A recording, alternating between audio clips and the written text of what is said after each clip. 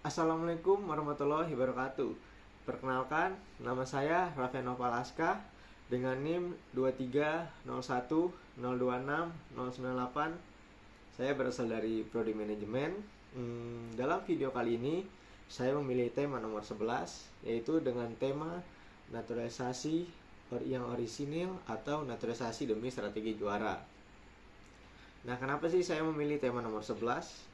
Karena naturalisasi ini bisa dibilang di Indonesia pada beberapa bulan kebelakangan sedang panas-panasnya, karena di dalam tim nasional sepak bola Indonesia naturalisasi dilakukan secara besar-besaran. Tidak hanya satu atau dua pemain, melainkan lebih dari 10 pemain yang telah dinaturalisasi di era Sintayong ini. Maka itu saya akan membahasnya, tetapi sebelum kita masuk ke tema yang utama, mari kita mengetahui dulu apa sih namanya itu naturalisasi. Nah, naturalisasi sendiri merupakan proses perpindahan kewarganegaraan seseorang dari negara yang A ke negara yang B. Misalnya kita ambil contoh Cristiano Ronaldo yang berwarga negara Portugal ingin menjadi warga negara Indonesia, maka dia harus melakukan yang namanya proses naturalisasi. Di Indonesia sendiri, proses naturalisasi itu ada dua jenis, teman-teman. Ada yang namanya naturalisasi biasa dan ada yang namanya naturalisasi istimewa. Nah, kalau naturalisasi biasa itu diperolehnya ada syaratnya. Seperti minimal kita harus tinggal di Indonesia selama 5 tahun berturut-turut. Jadi selama 5 tahun berturut-turut kita tidak boleh meninggalkan Indonesia, harus berada di Indonesia terus. Atau jika tidak mampu, bisa tinggal di Indonesia selama 10 tahun tetapi tidak berturut-turut. Jadi selama 10 tahun dia boleh meninggalkan Indonesia. Nah, naturalisasi jenis biasa ini banyak digunakan oleh pasangan suami istri yang menikah antara orang Indonesia dengan bule. Nah, yang bulenya ini menjadi warga negara Indonesia. Tetapi tak jarang juga para pemain sepak bola ada yang juga melakukan namanya naturalisasi biasa ini. Tetapi mereka yang melakukan naturalisasi biasa bukan untuk kepentingan timnas, melainkan karena dia cinta dengan Indonesia atau karena dia sudah menikah dengan seorang wanita di Indonesia, maka dia ingin menjadi warga negara Indonesia, lalu dia memilih naturalisasi jenis biasa. Dan selanjutnya ada naturalisasi istimewa, yang dimana naturalisasi istimewa ini sebuah naturalisasi yang diajukan karena seseorang ini berjasa untuk Indonesia atau jasanya dibutuhkan oleh Indonesia. Nah, di jenis naturalisasi ini paling banyak itu yang dinaturalisasi ya seperti atlet-atlet karena jasa mereka dibutuhkan oleh Indonesia atau mereka telah berjasa bagi Indonesia. Dan selain ada kebijakan dari naturalisasi di Indonesia, tentunya Federasi Internasional Sepak Bola Seluruh Dunia atau yang bisa disebut FIFA juga mengatur nih kebijakan atas naturalisasi ini. Kenapa sih FIFA melakukan mengatur tentang naturalisasi? Padahal kan ini bukan tentang sepak bola. Nah, FIFA ini mengatur tentang naturalisasi untuk menjaga agar lingkungan di sepak bola kita tidak rusak, tetap sehat gitu. Makanya FIFA memberikan kebijakan sebagai berikut. Yang pertama itu kebijakan para pemain itu ketika dia berpindah ke warganegaraan, dia harus memiliki minimal darah keturunan dari negara tersebut. Minimal darah keturunan itu dari kakek atau nenek. Jadi misalnya dia punya darah Indonesia dari ayah, dari ibu, dari kakek, dari nenek, nah itu mereka boleh untuk dinaturalisasi. Jadi minimal darah keturunannya itu dari seorang kakek atau nenek. Nah, selain darah keturunan itu,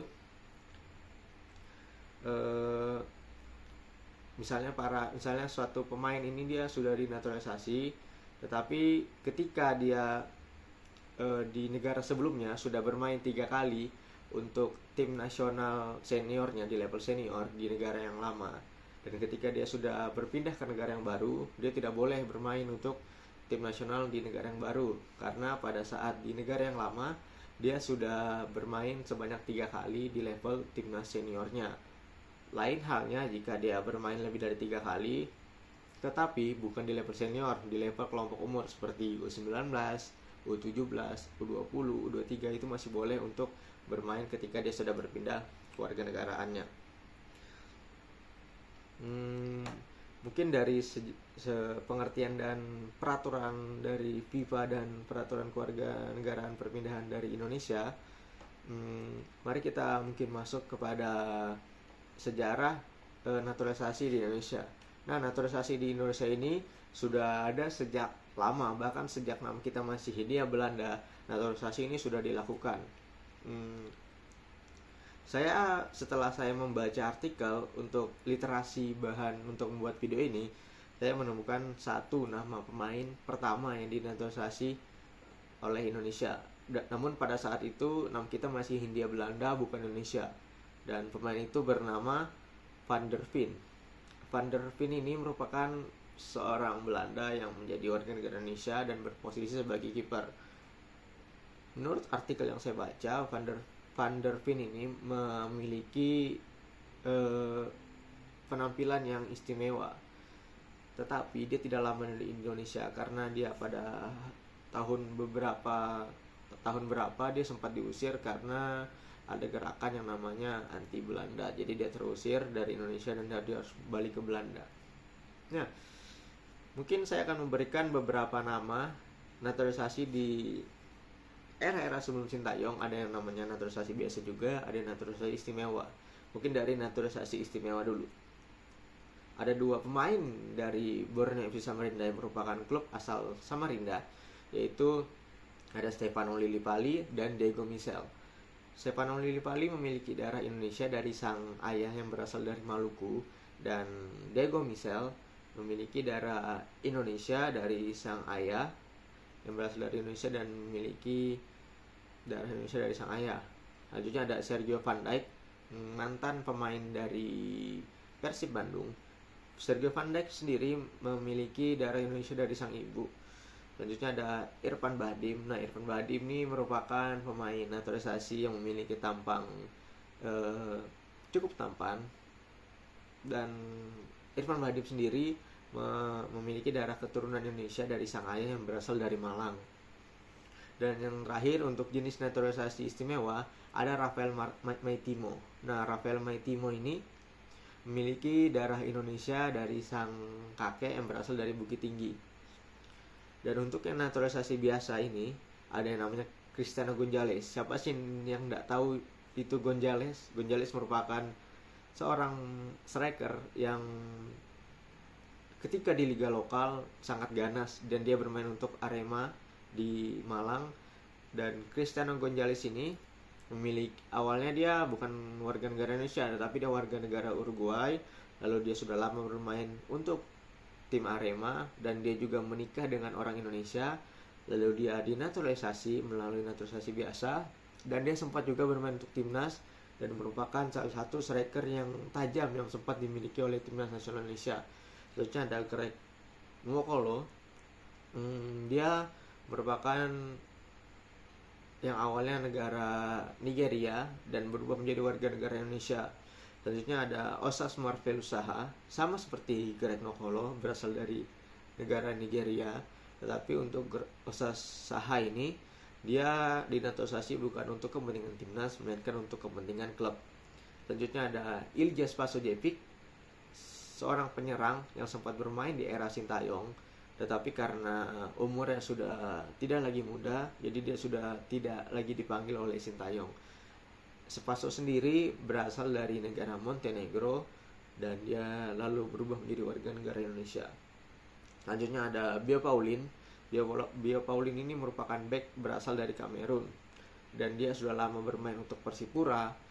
Jadi dia lama untuk bermain di Persipura Jayapura dan dia cinta mungkin kepada tanah Papua, jadi dia mau dinaturalisasi menjadi warga negara Indonesia.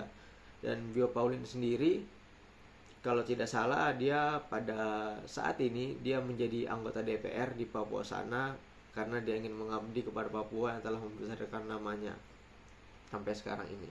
Nah, itu tadi beberapa nama tentang sejarah naturalisasi Indonesia. Ada yang naturalisasi biasa, ada yang naturalisasi istimewa. Nah, selanjutnya kita akan masuk kepada topik utama, yaitu topik tentang naturalisasi strategi demi juara atau naturalisasi yang orisinal. Nah, mungkin yang membedakan dari para pemain naturalisasi dan pemain lokal hanyalah bahasa sehari-hari dan mungkin jenis postur tubuh dan mukanya beda dengan para pemain naturalisasi dan pemain lokal. Nah, di dalam era Sintayong, naturalisasi ini dilakukan atas dua hal, yaitu naturalisasi demi strategi juara dan tentunya naturalisasi yang orisinal. Nah, naturalisasi yang strategi demi juara ini dilakukan karena kualitas para pemain-pemain lokal kita yang bermain di liga domestik masih kurang mampu untuk bersaing di level Asia. Jikapun para pemain lokal kita yang bermain di liga domestik ini harus dipoles untuk menjadi lebih baik, itu pastinya membutuhkan waktu yang lama untuk menjadikan level liga kita menjadi lebih baik, menjadi lebih profesional, tidak amburadul seperti sekarang ini. Itu membutuhkan waktu yang sangat lama. Jadi ketika Sintayong pertama kali masuk ke melatih timnas Indonesia, karena dia melihat kualitasnya liganya yang kurang mumpuni, jadi dia memotong satu generasi. Tujuannya apa? Tujuannya untuk memiliki tim yang terbentuk sejak lama, terbentuk baru, agar memiliki kualitas passing, kualitas mental, kualitas fisik, dan chemistry yang bersatu kuat untuk menjadikan tim nasional Indonesia bersaing di Asia. Nah, tetapi itu saja ketika dia bermain di Piala AFF kemarin di Singapura masih susah untuk bersaing. Bahkan kita tidak bisa menjadi juara di ASEAN. Bahkan kita masih kesulitan itu melawan Thailand. Di ASEAN saja kita kesulitan, apalagi mau bersaing di Asia. Boy, sangat sulit, sangat susah itu teman-teman.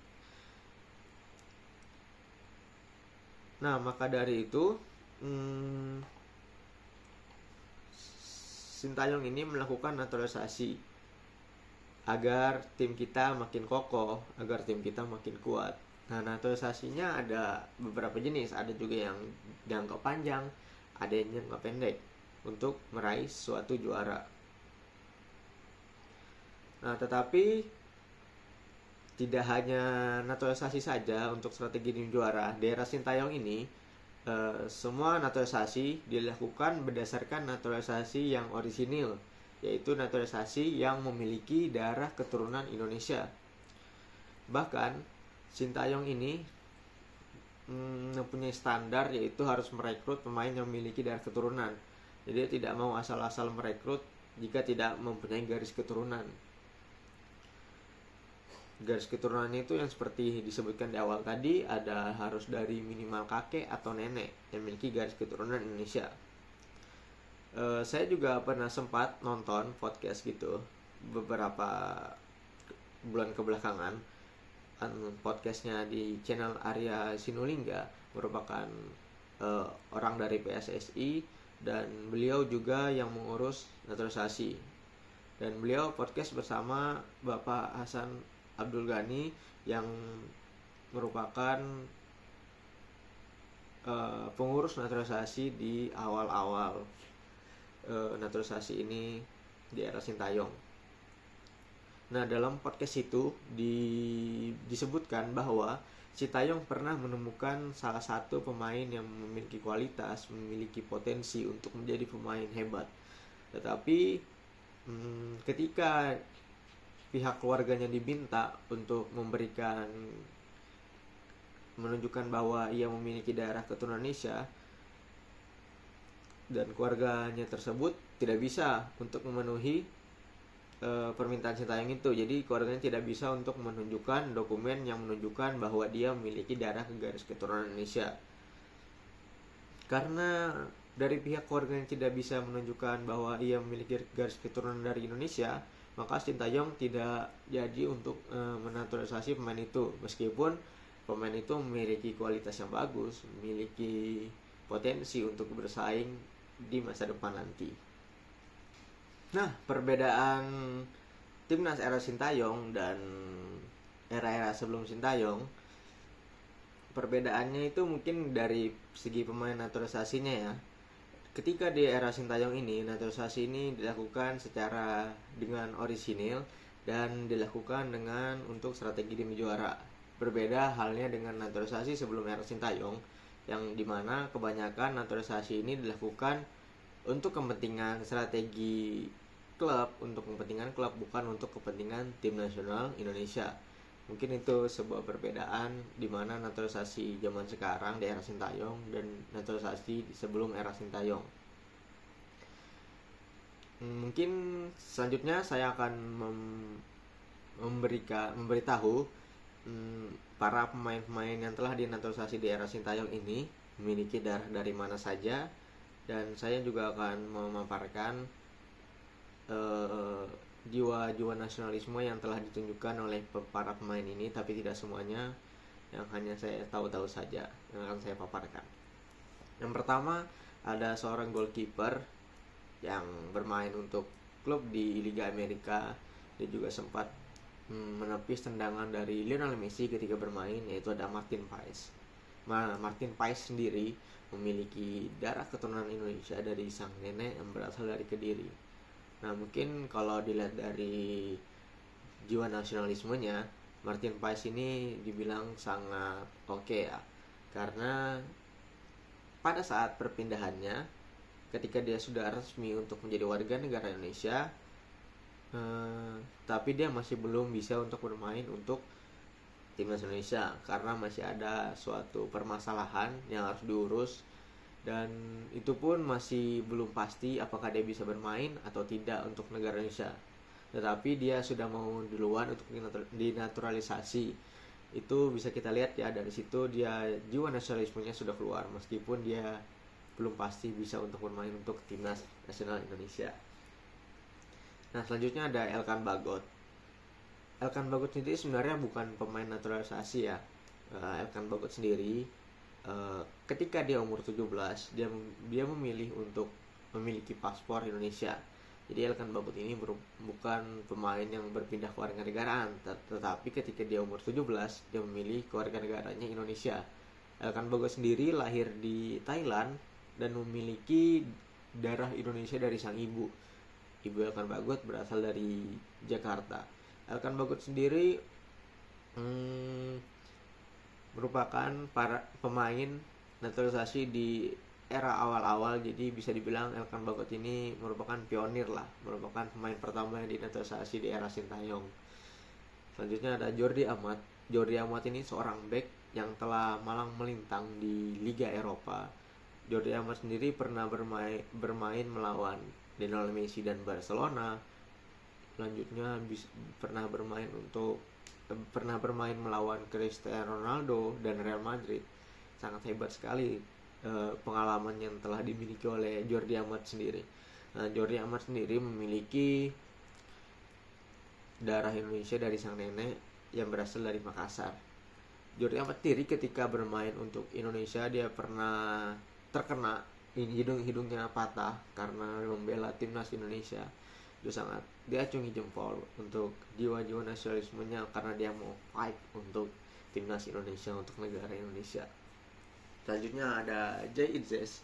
Nah, Jay Itzes sendiri memiliki darah keturunan Indonesia dari sang kakek dan nenek yang berasal dari Indonesia. Selanjutnya ada Justin Hubner. Nah, Justin Hubner ini merupakan pemain yang bermain untuk klub kelompok umur 20 Wolverhampton di Inggris. Kita tahu sendiri Wolverhampton di senior merupakan pemain yang bermain di liga kasta teratas Liga Inggris, yaitu Inggris Premier League. Sangat keren sekali ini timnya Justin Hubner. Dan dia di kelompok umur 20-nya di Wolverhampton menjadi kapten. Nah, Justin Hubner sendiri memiliki darah Indonesia dari sang kakek yang berasal dari Makassar. Jadi Justin Hubner ini sama kayak Jordi Amat, memiliki darah Indonesia dari Makassar. Nah, Justin Hubner sendiri kalau bisa dilihat dari jiwa nasionalismenya, Justin Hubner ini sempat 2 kali ketika dia uji coba dan ketika timnas lagi di Piala Asia kelompok umur 23. Jadi Justin Hubner ini masih di perjalanan, masih di pesawat. Dan sedangkan pertandingannya sudah bermain, Indonesia sudah main ini babak pertama. Jadi ketika Justin Hubner dia landing di Qatar, dia langsung buru-buru ke stadion, dan ketika dia sampai di stadion itu sudah hampir masuk babak kedua. Dan ketika babak kedua mulai, Justin Hubner ini dia langsung masuk, langsung main untuk Indonesia. Jadi dia tidak butuh istirahat, dalam keadaan baru sampai dia tetap mau fight untuk negara Indonesia. Jadi dari situ kita bisa lihat jiwa nasionalisme yang dimiliki oleh Justin Hubner. Dan selanjutnya ada Sandy Walsh. Sandy Walsh ini merupakan salah satu pemain naturalisasi yang saya sukai karena dia memiliki jiwa nasionalisme yang sangat tinggi. Jadi Sandy Walsh ini memiliki darah Indonesia dari sang kakek dan nenek yang berasal dari Indonesia, yang maksudnya yang berasal dari Surabaya. Nah, kenapa saya bilang Sandy Walsh ini memiliki jiwa nasionalisme yang sangat tinggi? Jadi Sandy Walsh ini ketika dia masih proses naturalisasi, jadi Sandy Walsh ini memiliki proses naturalisasi yang panjang karena ketika masih kepemimpinan PSSI yang lama itu sangat lama sekali untuk melakukan proses naturalisasi ini. Dan bahkan prosesnya Sandy Walsh ini sempat terhambat. Jadi ketika dia menunggu lama untuk menjadi warga negara Indonesia, dia tidak patah semangat, dia tetap menunggu kapan dia menjadi warga negara Indonesia. Dan bahkan ketika masih proses itu, dia sempat berfoto menggunakan bendera Indonesia, lalu foto itu dijadikan foto profil di akun Instagramnya. Itu sangat harus diacungi jempol sih menurut saya, jiwa nasionalisme dari Sandy Walsh ini. Dan selanjutnya ada Shane Patinama. Bisa kita lihat sendiri dari Patinama merupakan nama dari suku di Indonesia, Patinama. Shane Patinama sendiri ayahnya berasal dari Maluku. Jadi Shane Patinama memiliki darah keturunan Maluku. Nah, selanjutnya ada Nathan Tejo Aon. Nathan Tejo Aon ini memiliki darah keturunan Indonesia dari sang kakek yang berasal dari Semarang. Nathan ketika bermain di Piala Asia U20 kemarin, dia mau ditempatkan di posisi mana saja, dia tetap mau fight meskipun tidak bermain di posisi aslinya. Jadi dia kemarin sempat bermain di 2 posisi yang bukan posisi aslinya, seperti di gelandang tengah dan juga di bek tengah. Dan selain itu ada satu momen ketika musuh sedang menyerang dan Hernando dan kiper kita Hernando ini sedang 1 lawan 1 bersama musuh. Jadi musuhnya di sini Hernando maju dan Hernando tidak dapat bola yang dipegang oleh musuh. Jadi musuhnya free ke gawang. Tiba-tiba Nathan dari belakang berlari dengan sangat kencang untuk menghalau bola yang sudah ditendang ke gawang itu yang kosong. Jadi ditendang Nathan, dibuang, dan bolanya tidak jadi gol. Dan Nathan ini karena dia berlari dengan kecepatan tinggi, dia menabrak jaring gawang dan jatuh terbentur kepalanya ke rumput. Untung saja itu rumput, bukan tanah atau semen, karena akan sakit jika bukan rumput. Jadi dari situ kelihatan Nathan mau fight untuk Indonesia, dia mau berjuang untuk Indonesia, mau sakit-sakitan untuk Indonesia. Yang selanjutnya ada Ivar Jenner, merupakan pemain di Jong Utrecht di Belanda. Dan Ivar Jenner ini memiliki garis keturunan Indonesia dari sang nenek yang berasal dari Jember. Selanjutnya ada Tom Haye. Tom Haye ini salah satu gelandang yang sudah memiliki banyak pengalaman di Liga Domestik Belanda. Dan bahkan Tom Haye ini ketika di Belanda dia dijuluki The Professor karena memiliki umpan-umpan yang bagus lah, bisa dibilang. Tom Haye sendiri memiliki daerah keturunan dari sang kakek yang berasal dari Solo. Selanjutnya ada Ragnar Oratmangun, seorang penyerang sayap kiri yang berasal dari Belanda yang memiliki garis keturunan Indonesia dari sang kakek yang berasal dari Maluku. Jadi Ragnar dan Shane Patinama tadi sama-sama berasal dari Maluku. Selanjutnya ada pemain yang sangat dikagumi oleh kaum kaum wanita, karena pemain ini memiliki tampang yang bisa dibilang ganteng, memiliki tampang yang bagus lah untuk dilihat, yaitu bernama Rafael Struijk. Rafael Struijk memiliki garis keturunan dari sang nenek yang berasal dari Semarang. Dan yang terakhir, meski ada satu nama yang dinaturalisasi di era Sintayong, tapi bukan kemauan Sintayong, melainkan kemauannya dia sendiri. Jadi pemain ini meskipun belum terpilih sebagai pemain timnas Indonesia di era Sintayong, dia mau sendiri untuk dirinya menjadi warga negara Indonesia. Jadi dari situ bisa kita lihat jiwa nasionalismenya, dia ingin membela Indonesia tetapi belum ada panggilan, tetapi dia sudah mau duluan untuk menjadi warga negara Indonesia. Nah, itu bisa dilihat, bisa dinilai dari situ. Pemain ini yang bernama Cirus Margono, yang merupakan pemain yang memiliki darah keturunan Indonesia dari sang ayah yang berasal dari Bali. Nah, berikut nama-nama pemain yang telah dinaturalisasi di era Sintayong. Selanjutnya, mungkin dari naturalisasi ini pasti adanya dampak positif, ada dampak negatif. Mungkin dari dampak positif naturalisasi ini, para pemain yang mempunyai darah Indonesia, yang mempunyai darah Indonesia lalu dia berkeinginan membela Indonesia, bisa turut ikut serta, bisa turut menyumbangkan potensi-potensinya untuk Indonesia. Dan para pemain naturalisasi ini mungkin memiliki juga level yang lebih bagus dari pemain kita, jadi dia bisa memberikan motivasi, bisa memberikan pengalaman apa yang telah pemain naturalisasi tersebut dapatkan di liga luar, dan dia bisa memberikan kepada para pemain kita yang berada di liga domestik. Dan mungkin dampak negatif dari naturalisasi ini, jika terlalu banyak naturalisasi atau berlebihan, maka pemain lokal akan kehilangan tempatnya nih di timnas, jika para pemain lokal itu tidak mau bersaing dengan para pemain naturalisasi. Dan mungkin dampak yang negatif yang terakhir adalah komunikasi di timnas Indonesia mungkin akan memiliki banyak bahasa. Seperti sekarang ada bahasa Indonesia, bahasa Belanda karena mayoritas para pemain naturalisasi berasal dari Belanda, dan ada bahasa Inggris sebagai bahasa internasional, dan ada bahasa dari bahasanya Coach Sintayong, karena Sintayong tidak bisa berbahasa Inggris, bahasa Belanda, bahasa Indonesia, jadi ada bahasa Jepang juga yang dari bahasa Sintayong. Dan selanjutnya mungkin adalah pandangan dari netizen atau dari awak-awak media tentang naturalisasi. Jadi menurut pengamatan saya selama ini, karena saya selalu mengikuti perkembangan sepak bola nasional Indonesia, jadi saya sering membaca kolom-kolom komentar, sering membaca tentang tweetan tentang naturalisasi.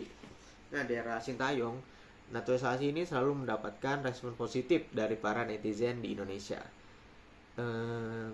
Kenapa sih selalu mendapatkan respon positif di era Sintayong ini? Karena pada era Sintayong, naturalisasi ini dilakukan secara berkualitas, dilakukan secara profesional, tidak abal-abal. Karena pada sebelum era Sintayong, naturalisasi ini selalu dilakukan secara sembarangan, tidak melihat kualitas main. Bahkan tak jarang naturalisasi pada era sebelum Sintayong dilakukan untuk kepentingan klub, bukan untuk kepentingan timnas Indonesia. Jadi pada saat sebelum era Sintayong itu naturalisasi sangat dibenci oleh masyarakat, karena itu dia tidak ada manfaatnya bagi timnas Indonesia. Nah, bahkan netizen Indonesia sendiri senang dengan adanya pemain naturalisasi ini, karena para pemain naturalisasi ini diambil merupakan pemain yang memiliki kualitas di atas rata-rata para pemain lokal yang ada. Nah, meskipun begitu, ada juga sih kubu yang tidak suka naturalisasi. Dan kubu tersebut dijuluki oleh netizen Indonesia bernama Local Pride. Jadi Local Pride ini adalah kubu yang tidak suka naturalisasi, dan dia selalu membesar-besarkan nama pemain lokal yang ada. Nah, meskipun banyak netizen yang mengharapkan naturalisasi dilakukan secara terus-menerus, tapi netizen juga mendesak untuk Federasi Sepak Bola Indonesia atau yang bisa kita sebut PSSI. Jadi terus didesak ini PSSI untuk mengembangkan yang namanya akademi sepak bola, seperti kelompok umur, agar kelak di masa depan para pemain lokal kita ini bisa bersaing dengan para pemain naturalisasi yang ada. Bagaimana sih cara mengembangkannya? Mungkin bisa dimulai dari akademi SSB dulu, diperbaiki, lalu selalu mempertahankan yang namanya liga kelompok umur seperti U15, U17, U19, dan mungkin juga bisa mengurangi slot pemain asing yang ada di Liga 1 agar para pemain kita, pemain lokal bisa memiliki menit bermain yang banyak, agar kita Indonesia mempunyai striker yang haus gol seperti Bambang Pamungkas dan Boas Salosa. Nah, mungkin alternatif dari naturalisasi ini bisa dilakukan, tetapi dilakukannya harus secara betul-betul, tidak boleh main-main. Jadi kita bisa memulainya dari pembinaan usia muda terlebih dahulu, seperti akademi sepak bola dan liga kelompok umur seperti U10, U12, U15, U17, U19. Lalu setelah ini, sistem ini akan terus berlanjut ke pembenahan kualitas liga lokal agar liga lokal kita terus berkembang dan memiliki pemain-pemain yang berpotensi. Dan di liga lokal kita juga harus mengurangi slot pemain asing agar para pemain lokal kita dapat memiliki menit bermain, tidak kehilangan tempat karena pemain asing ada. Dan selanjutnya, jika itu sudah berlalu, jika sudah dilalui, dan selanjutnya jika pemain itu memiliki potensi, diharapkan para pemain itu kalau bisa pergi abroad atau bermain di liga luar selain di Indonesia. Tapi diharapkan ketika dia bermain di liga luar, liganya yang dipilih memiliki kualitas di atas liga kita, agar tidak sia-sialah dia pergi ke luar negeri. Kenapa sih dia harus pergi ke luar negeri? Karena itu tujuannya untuk meningkatkan pengalamannya dia, untuk meningkatkan mental. Bisa kita contoh seperti Marcelino, dia bermain ke luar negeri di Liga Kasta Kedua Belgia. Nah, Marcelino ini ketika di timnas, bisa kita lihat dia salah satu, mungkin bisa dibilang satu-satunya pemain lokal yang memiliki kemampuan lah di atas rata-rata pemain lokal yang ada. Jadi Marcelino ini bisa dibilang pembeda, bisa dibilang penghidup lini tengah di timnas Indonesia sekarang untuk yang pemain lokalnya. Nah, setelah kita panjang lebar dari tadi membahas naturalisasi orisinil, naturalisasi demi strategi juara, mungkin kita akan masuk pada pembahasan terakhir, pada kesimpulan. Jadi itu pandangan saya yang bisa saya ambil dari proses naturalisasi ini. Apakah naturalisasi ini strategi demi juara, ataukah naturalisasi ini naturalisasi yang orisinil yang memiliki darah keturunan dari Indonesia. Nah, menurut saya pada era Sintayong, naturalisasi dilakukan atas dua hal, teman-teman. Dilakukan atas naturalisasi yang orisinil, yang memiliki garis keturunan Indonesia, entah itu dari sang ibu, sang ayah, sang kakek, atau sang nenek. Dan naturalisasi untuk strategi demi juara juga. Jadi naturalisasi dilakukan atas dua hal itu. Naturalisasi untuk strategi demi juara dilakukan karena untuk menambah kekuatan pada tim nasional Indonesia, karena dilatar belakangi oleh kemampuan para pemain lokal kita yang bermain di liga domestik ini dinilai masih kurang mampu untuk bersaing di level ASEAN. Bahkan untuk menghadapi tim ASEAN seperti Vietnam dan Thailand itu masih susah. Apalagi kita mau bersaing untuk di Asia, wah itu masih membutuhkan kualitas yang lebih tinggi lagi dibanding ASEAN. Nah, sebenarnya kita bisa sih untuk mempoles liga kita agar memiliki kualitas yang lebih baik. Tetapi untuk mempoles itu membutuhkan waktu yang lama untuk mendapatkan hasil yang sempurna, untuk mendapatkan hasil pemain lokal kita bisa bersaing di timnas, bisa menyaingi para pemain naturalisasi, bahkan bisa mendominasi di timnas Indonesia. Jadi naturalisasinya lebih sedikit, lokalnya lebih banyak. Tetapi itu sangat sulit dilakukan karena memiliki waktu yang lama. Nah, sedangkan target dari PSSI untuk Sintayong ini sangat besar, yaitu tuntutannya tinggi, dan tuntutan dari masyarakat juga. Masyarakat Indonesia ini selalu ingin menang dan juara, dan dia tidak melihat mau itu para materi pemainnya kurang atau materi pemainnya tidak memadai. Masyarakat Indonesia ini tuntutannya ingin menang dan juara, dan tuntutan itu sangat besar, sangat haus dari para masyarakat Indonesia, karena kita sudah lama sekali tidak menjuarai yang namanya sebuah kompetisi bergengsi di ASEAN bahkan Asia. Oleh karena itu naturalisasi demi strategi juara dilakukan untuk menambah kekuatan tim nasional Indonesia. Jadi pada kesimpulannya naturalisasi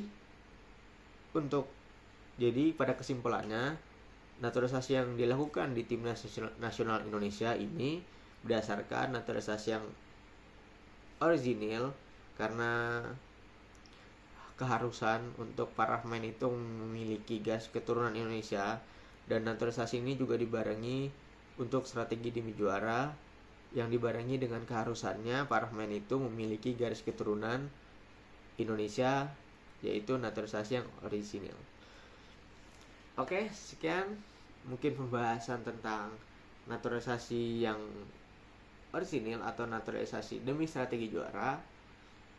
Kalau ada kekurangan atau salah kata, saya mohon maaf. Sekian dari saya tentang video ini. Wassalamualaikum warahmatullahi wabarakatuh. Indonesia.